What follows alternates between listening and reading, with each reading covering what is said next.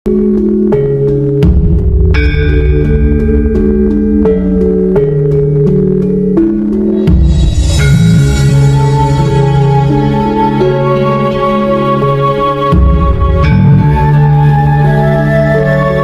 ada hal-hal yang punten Pak ya, yang sifatnya menurut saya pribadi memahami Romo itu pengembangan.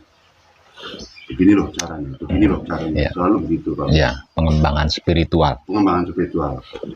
Dan saya pribadi punten ya, mengamati badan Pak Web.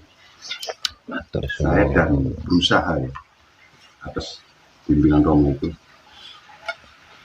Pak Web itu sangat berani dalam berspiritual. Berani melakukan lompatan-lompatan yang ini yang saya amati dan terus saya kembangkan diri saya gitu. Saya tidak pernah, kalau saya pribadi Pak Web ya, ini punten barangkali tidak tepat ya, mohon tepat. Jadi Romo itu selalu memberikan motivasi, kamu jangan pernah takut, katakanlah jatuh ini, jangan pernah, karena aku adalah kamu gitu loh. Jadi lakukan seperti layaknya kamu memperlakukan seorang yang gimana sih diri kita sendiri gitu. Iya. Seperti itu Pak. Jadi pada saat saya tidak tepat gitu, ini pengalaman pribadi saja. Romo akan menempatkan ini loh tepatnya seperti ini. Oh iya. Terus itu Pak yang terus saya kembangkan. Jadi saya termotivasi dari omongan itu. Jadi Pak kan ngomong di salah satu videonya itu bahwa aku sangat bangga ketika ketika kalian mencapai, bisa membuktikan apa yang saya sampaikan ya, itu buat saya sangat maju itu. Dan saya malu katanya kalau kadang itu tidak bisa membuktikan apa yang saya, karena saya kadung ngomong setinggi langit. Itu Pak Web pun dan buat saya itu mengiang sebagai motivasi saya. Ya jangan sampai saya mempermalukan Pak Web gitu. Itu aja saya. Jadi ya gimana caranya lah saya dengan Romo gitu, dan saya udah karena Romo gitu, saya hanya diperjalankan, tidak pernah merasa berjalan. Jadi intinya apa namanya, itu bergantung hubungan panjenengan dengan Romo gitu. Iya. Mesra apa cekcok. Iya. Kalau mesra ya kedewasaan, spiritualnya tambah dewasa, spiritualnya tambah berkembang. Tapi kalau bertengkar sama Romo, padu, dur-duran pengertian karo Romo ya, puyeng. Gitu. Tapi punten Pak Web, itu kayak saya nih, punten Pak, melakukan sebuah lompatan spiritual gitu ya, berani mengembangkan gitu, apa yang didapat dari Pak Web. Yang intinya saya tidak pernah merubah yang namanya Wahyu Pancagaib dan Wahyu Pancalaku. Hanya cara saya berjalannya itu Pak. Ya. Apakah itu tepat apa tidak tepat gitu? Enggak. Itu yang dimaksud apa namanya, menebar kesadaran rasa cinta kasih sayang. Masuknya ke situ. Iya. Itu terlepas dari yang namanya tepat atau tidak tepat. Oh, siap Pak. Artinya saya melakukan lompatan itu tidak salah dalam berspiritual. Enggak. Ini. Apapun yang kelakuan apapun yang kita lakukan dengan kesadaran rasa cinta kasih sayang Romo, itu terbebas dari salah, terbebas dari karma, terbebas dari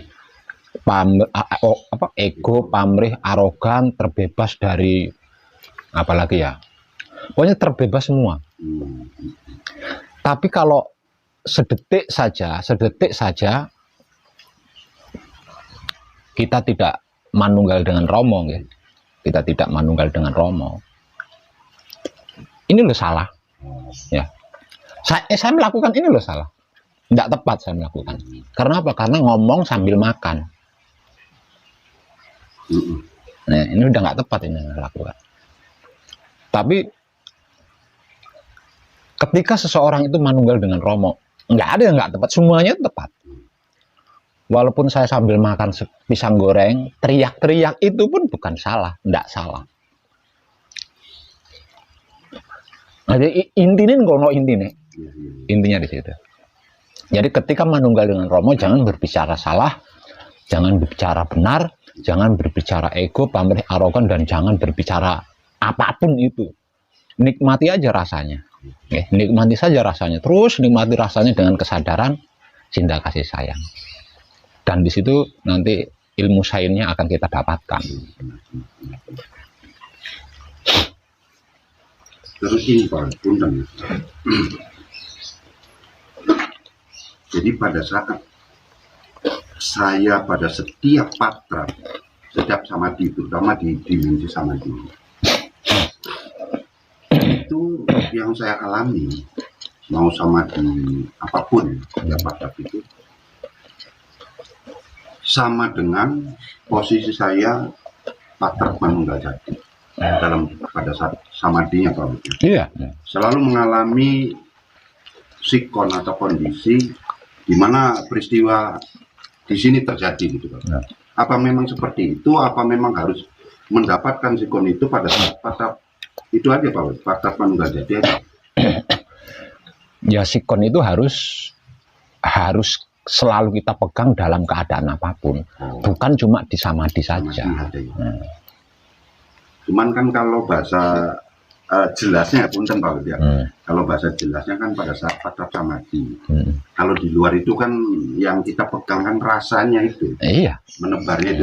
Ya dengan tetap berkondisi seperti itu, kan rasanya terpegang. Betul. Rasanya terpegang. Sehingga bisa dinikmati.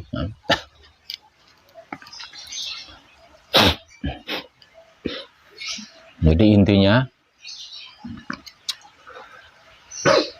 mengkaji dan mempraktekkan wahyu panca gaib menggunakan sifat dan sikapnya wahyu panca gaib itu sendiri, yaitu wahyu pancalaku atau iman, itu sebenarnya mudah, gampang, dekat, dan membahagiakan. Namun dikarenakan kita belum terbiasa, lah ini loh. Jadi sekali lagi saya katakan kita belum terbiasa gitu. Ya.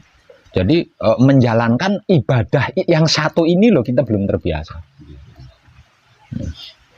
Jadi yang selama ini kita itu menjalankan bentuk-bentuk ibadah lainnya, dan bentuk-bentuk ibadah lainnya itu nomor 2, 3 dan seterusnya. Lah ibadah yang satu ini nomor 1 gitu loh. Ibadah paling nomor 1 itu, ibadah paling awal itu adalah wahyu panca gaib ini. Dan selama ini kita tidak pernah mempraktekannya, itu nggak pernah. Nah karena nggak pernah mempraktekkan, sehingganya menjadi seperti berat, seperti sulit, seperti lama banget nggak nyampe-nyampe. Padahal enggak. Semua itu dialami dikarenakan belum terbiasa. Padahal bentuk-bentuk ibadah lainnya itu adalah untuk mengkaji ibadah yang satu ini. Misal contoh,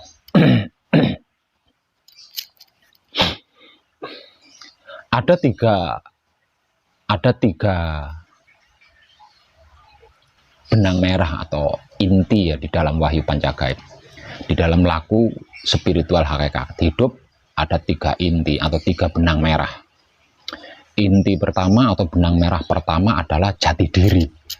Jati diri kita sebagai manusia hidup di dunia ini. Itu inti yang pertama atau benang merah yang pertama.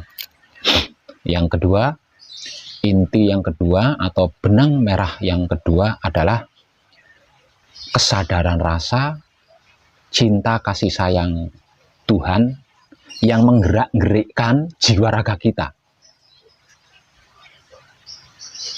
Dan inti yang ketiga atau benang merah ketiga adalah tentang kesucian 3 singgasana Tuhan yang ada di dalam diri kita.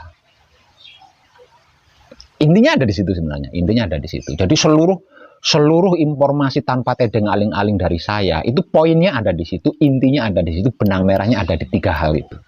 Nah, seumur hidup kita itu tidak pernah melakukan 3 ibadah ini. Yang kita lakukan itu bentuk ibadah-ibadah lainnya.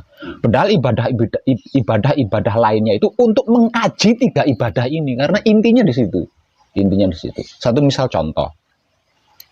Kadang kita Pak Rusnata dari Cirebon ini bisa dikatakan ahli spiritual karena dia sangat lama berspiritual. Namun sepanjang atau selama beliau berspiritual, bukan hanya tidak menemukan klimaknya, sehingga tidak merasakan puas karena tidak menemukan klimak, jadi tidak merasakan puas. Selain itu, ya beliau begitu-begitu saja. Gitu. Beliau begitu-begitu saja. Sebagai manusia yang hidup di dunia ini, yang sedang berspiritual, Pak Rusnata seperti itu, tetap seperti itu saja. Gitu. Lah ini karena apa? Apakah dikarenakan kadang kita Pak Rusnata itu kurang semangat ketika berspiritual? Bukan. Atau mungkin kadang kita Pak Rusnata kurang kuat tirakatnya, atau meditasinya, atau samadinya, juga bukan. Atau mungkin guru atau pembimbing yang membimbing Pak Rusnata ini kurang hebat, juga bukan. Bukan karena itu. Lalu karena apa? Karena satu, Pak Rusnata ketika belajar dan gurunya ketika memberi pelajaran itu dalam keadaan lupa diri. Tidak tahu aku siapa, dari mana, untuk apa, dan hendak kemana. Ini tidak tahu. Ya, ini tidak tahu. Lupa jati diri atau lupa diri.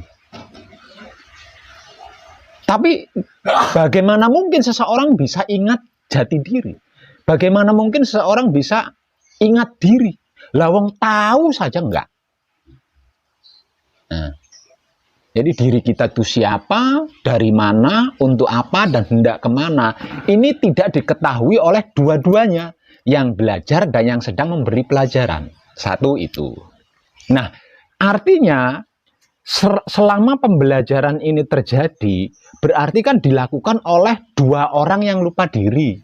Nah, ini yang menjadikan tidak ketemu klimaknya, sehingga tidak merasakan kepuasan dan tidak mengalami perubahan apapun di dalam spiritual maupun di dalam kehidupannya. Bermula dari situ, sehingganya apapun yang dilakukan itu kita tidak pernah ngerti, tidak pernah paham, apalagi mengetahui bahwasanya pergerakan-pergerakan raga kita, pergerakan jiwa kita itu digerakkan dan digerakkan oleh kesadaran rasa cinta kasih sayang hidupnya. Sehingga ketika mengalami sesuatu yang menguntungkan, mengenakkan,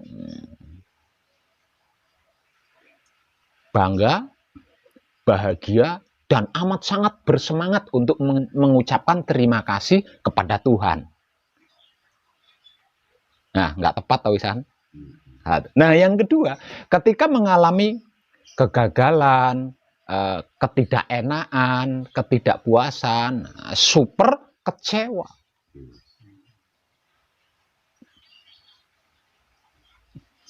Lah, keadaan seperti ini lama sekali kita tempati gitu loh. Keadaan seperti ini lama sekali kita tempati. Jadi terkait spiritual, jangan salahkan siapapun. Jangan salahkan siapapun.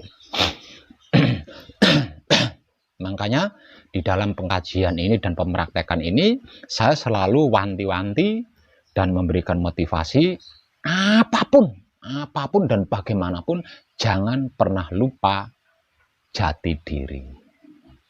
Siapa aku, dari mana aku, untuk apa aku, dan hendak kemana aku. Ini harus mendarah daging, karena itu jati diri kita gitu loh. Jati diri kita itu dari situ, di situ, dan untuk itu. Nah, kalau ini sampai lupa, ya pasti tidak tahu diri. Nah, karena lupa. Nggak tahu diri. Nah, orang-orang yang tidak tahu diri inilah orang yang disebut mayat hidup, bukan manusia hidup. Karena tidak tahu diri, ya sudah pasti tidak akan bisa membawa diri, menempatkan diri, menyesuaikan diri, apalagi sampai menjaga diri. Dan ketika mengalami apapun dan bagaimanapun, itu sangat mudah untuk mengucapkan terima kasih kepada hidupnya. Bukan kepada Tuhan loh ya. Karena yang punya hak mengucapkan terima kasih kepada Tuhan adalah hidup, bukan kita. Kita tidak pantas, tidak sebanding untuk mengucapkan terima kasih sama Tuhan, tidak pantas. Jadi yang punya hak dan yang bisa mengucapkan terima kasih kepada Tuhan adalah hidup kita. Jadi kita hanya bisa menitipkan ucapan terima kasih kita kepada hidup kita. Dan hidup kita akan menyampaikan kepada Maha Hidup. Aturannya itu seperti itu.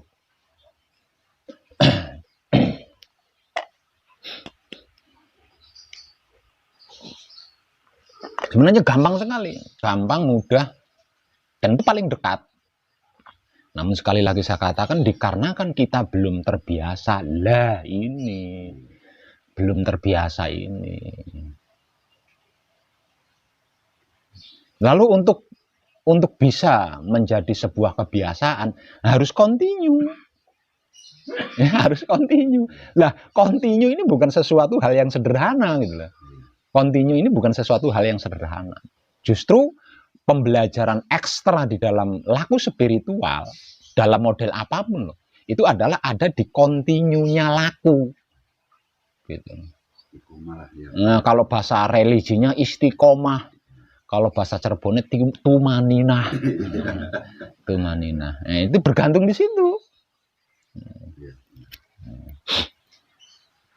Misal contoh, jadi ingat diri, menikmati rasa dari kelakuan apapun yang kita lakukan, agar supaya tiga singgasana Romo itu terjaga kebersihannya. Nggak bisa dilakukan hari ini, besoknya enggak. Lusanya melakukan, lusanya lagi enggak bisa. Harus continue, harus istiqomah, harus tumanina. Terusan. Dan di sini juga kita belum terbiasa. Karena apa? Karena kita terbiasanya dengan ilmu sulap. Kita belum terbiasa dengan jamu, itu kita belum terbiasa. Kita terbiasanya obat kimia, begitu minum obat langsung kling seperti yang di iklan itu. Nah, kita terbiasa di situ, kita terbiasa dengan kimia ini tadi loh. Nah, yang bersifat alami, natural, kita belum terbiasa. Nah, terkesan berat. Sederhana sekali. Kenapa kok berulang-ulang kali saya katakan sederhana, mudah? Karena apa? Karena pengkajian Wahyu Pancagaib dan pemraktekannya itu nggak pakai uang, nggak pakai perut lapar, nggak pakai puasa, nggak pakai ube rampe sesaji tumpeng ingkung, tidak. Bagaimana enggak? Gitu loh. Namun dikarenakan kita belum terbiasa, ini lagi-lagi belum terbiasa ini.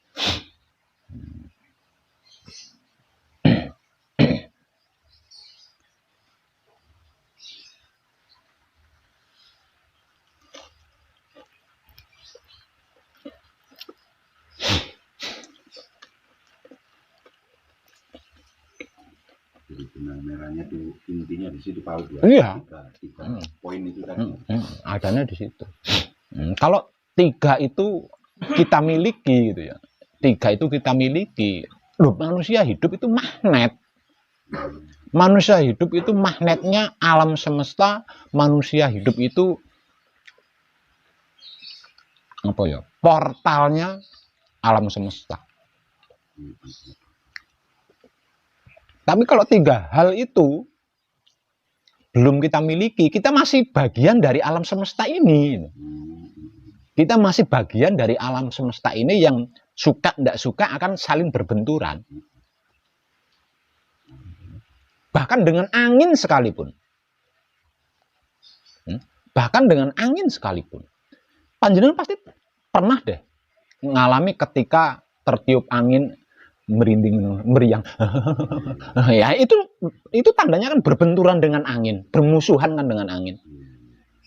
Ya kan? Ya. Tapi kalau 3 hal itu kita miliki, kita itu khalifah di bumi ini. Kita itu khalifah di bumi ini. Semuanya itu adalah di bawah kendali kita. Dan kita yang bertanggung jawab menjaga, merawat, dan mengelolanya. Bukan berbenturan.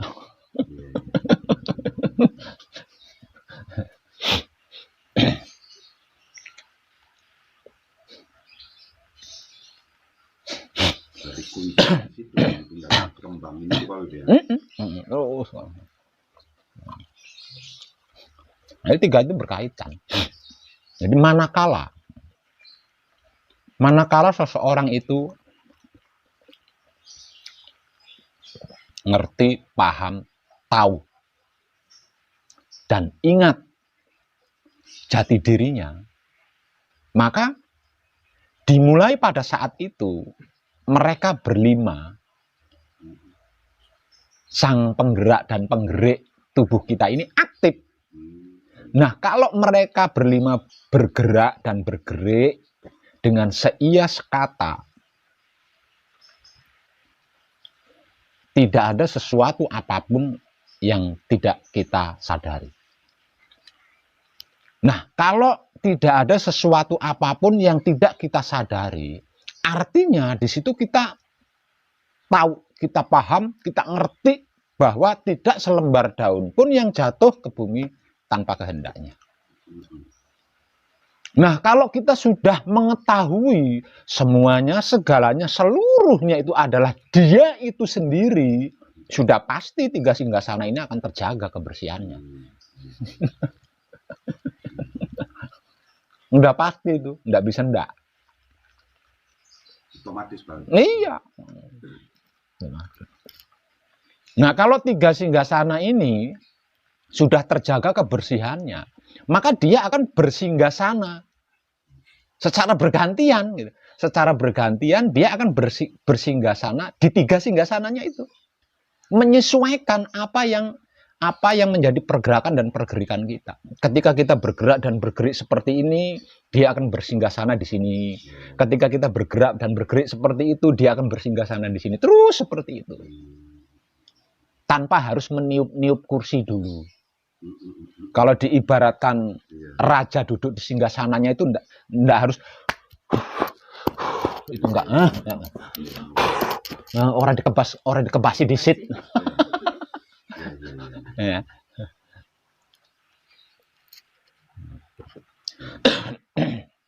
Lah sesungguhnya itu loh yang membuat kita bermasalah di dunia ini. Yang membuat kita keluar dari jalur itu. Sebenarnya itu. Yang membuat kita kurang mengerti, kurang paham, kurang mengetahui itu sudah di situ.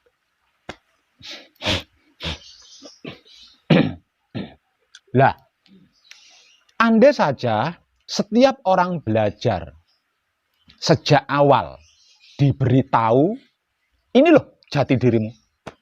Ragamu berasal dan berusul dari sini.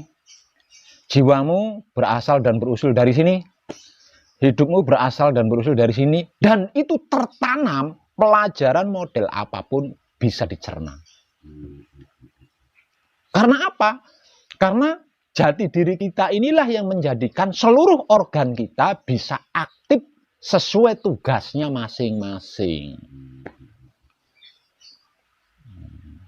Nah, kalau lupa, pasti dandap. Nyetir mobil, ada orang lewat di sana, ini klaksonnya mana? Mana klaksonnya? Iya. Remnya mana ini remnya? Ya ditabrak manten, uang liwat. Kalau lupa diri itu seperti itu gitu. Mau belok, ini mana lampu ratingnya? Tombol lampu ratingnya mana? Nah itu loh orang lupa diri. Nah, karena lupa diri, tidak tahu apa-apa, tidak ngerti apa-apa, tidak paham apa-apa, tapi berani nggawa mobil, berani nyetir mobil, ya harus mau resikonya, gitu. Harus mau resikonya.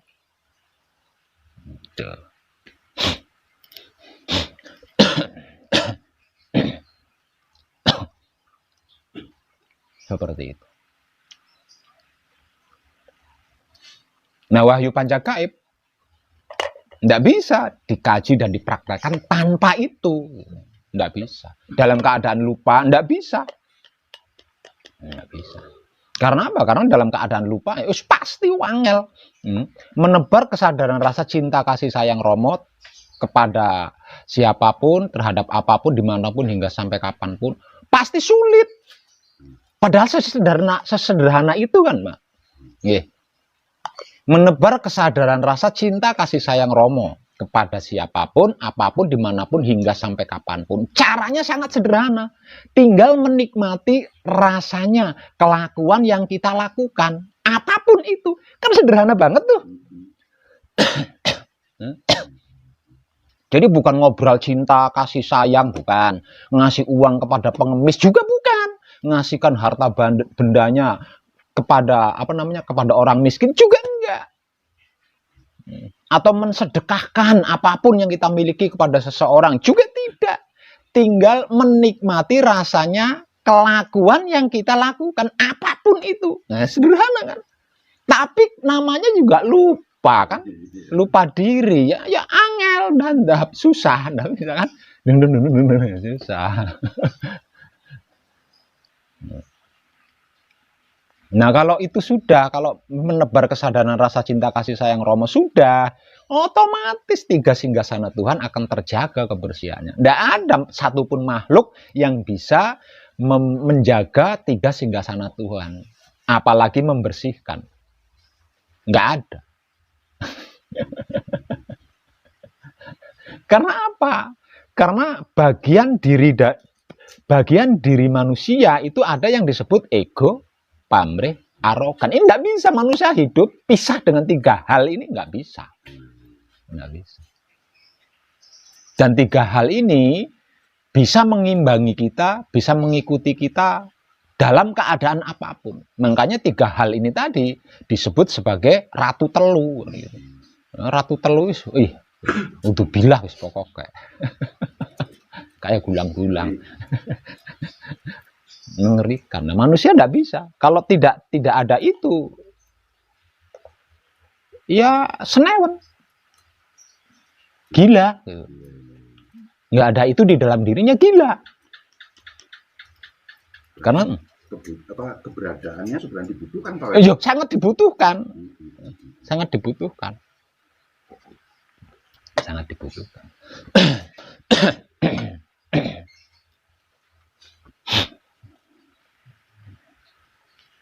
Nah, yang tidak bisa disentuh, dan tidak bisa bersentuhan dengan ego, pamrih, arogan adalah kesadaran cinta kasih sayang Romo atau kebajikan. Hanya itu yang tidak bisa disentuh. Selain itu, terlalu gampang ego, pamrih, arogan menyentuhnya. Wong lubang jarum aja dia bisa masuk.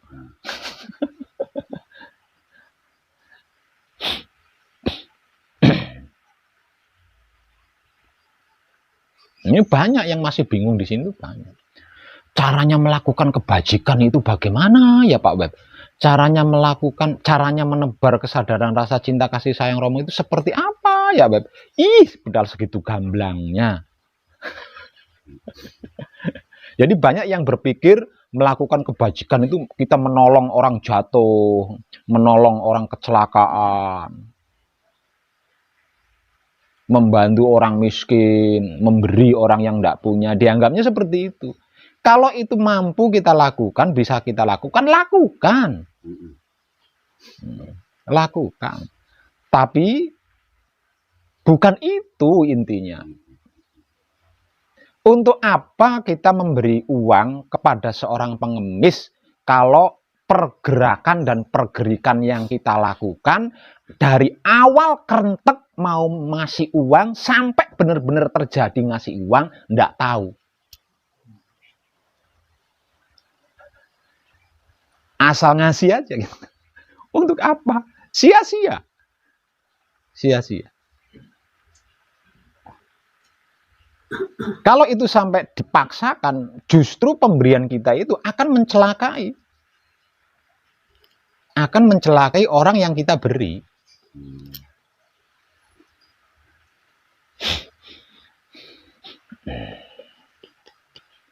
Jadi kesimpulannya, apapun kelakuan yang kita lakukan, kalau tidak tersadari, satu, bisa mencelakai diri sendiri dan bisa mencelakai makhluk lain. Itu yang secara dohir kebajikan kalau dia katakan. Iya. Tapi kebajikan di dalam lingkup karma. Ya, di dalam lingkup karma, bukan suci. Nah, kebajikan, kesadaran rasa cinta kasih sayang yang kita maksud di sini adalah suci, karena kita sedang laku suci gitu loh. Karena kita sedang laku suci. Jadi apapun itu harus suci. Yang namanya laku suci kok. Kalau sampai ada sesuatu yang tidak suci, bagaimana mungkin? Bagaimana mungkin? Lawang kita sedang laku suci. Dan itu sebenarnya sederhana gitu. Sederhana sekali, enggak ribet. Lawang tinggal menikmati rasanya kelakuan yang kita lakukan, kayak menetok. Nah itu lambat laun dengan menikmati rasanya kelakuan yang kita lakukan, lambat laun, cepat atau lambat maksudnya, kita akan tahu yang menggerakkan kelakuan kita itu siapa, yang menggerakkan kelakuan kita itu siapa, kita akan tahu. Lambat laun, cepat atau lambat. Namun cepat atau lambat bukanlah suatu masalah. Dengan praktek ini, apapun yang kita lakukan tersempurnakan. Apa enggak? Gampang kan aslinya ya. Jadi kalau belum bisa mengetahui, berarti apa yang kita lakukan masih enggak ada hasilnya. Enggak seperti itu. Enggak seperti itu. Sudah diketahui atau belum diketahui, sudah dipahami atau belum dipahami, sudah dimengerti atau belum dimengerti. Ketika kita berupaya menikmati rasa dari kelakuan yang kita lakukan, maka kejadian dari kelakuan kita itu tersempurnakan. Tersempurnakan. Hanya saja kejadian penyempurnaannya itu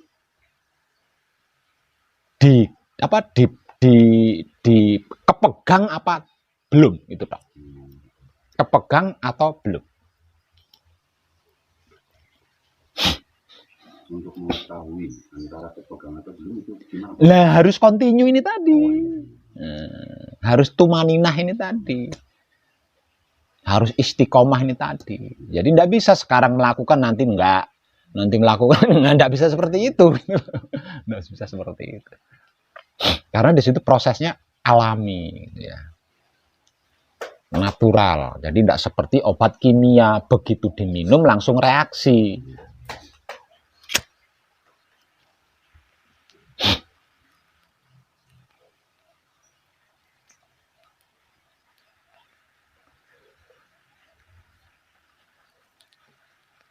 Asli sangat sederhana sekali. Sederhana, mudah.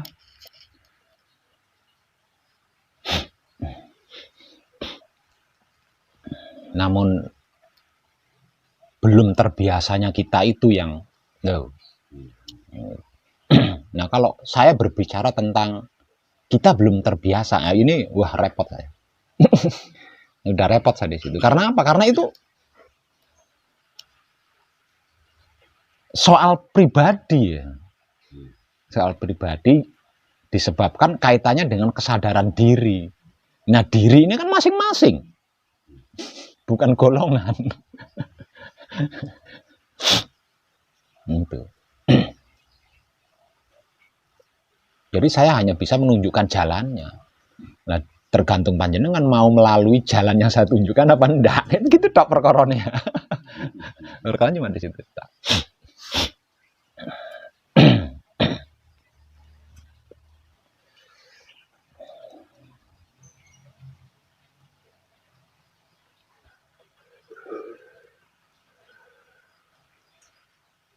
Nah, seluruh manusia hidup 99% itu di situ, kehidupannya itu di situ.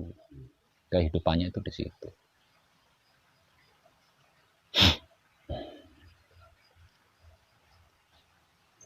Berarti hanya 1% yang mengembangkan kesadaran rasa cinta kasih sayang Roma itu kan. Iya. Ya, kita nggak usah berbicara spiritual Pak Rusnata. Nggak usah. Kita berbicara sekolahan umum saja. Apa TK, SD, SMP, SMA, ya kita bicara di situ. Lah, di sekolahan ini sejak awal masuk akan mendapat, bisa dipastikan akan mendapat pelajaran anatomi tubuh. Kira-kira ya enggak? Iya kan? Tentang anatomi tubuh. Namun entah itu selesai di TK, selesai di SD, selesai di SMP, atau selesai di SMA, atau bahkan mungkin selesai kuliah. Apakah ilmu anatomi tubuhnya digunakan? Repotnya manusia kan di sini. Yang repotnya manusia itu di sini.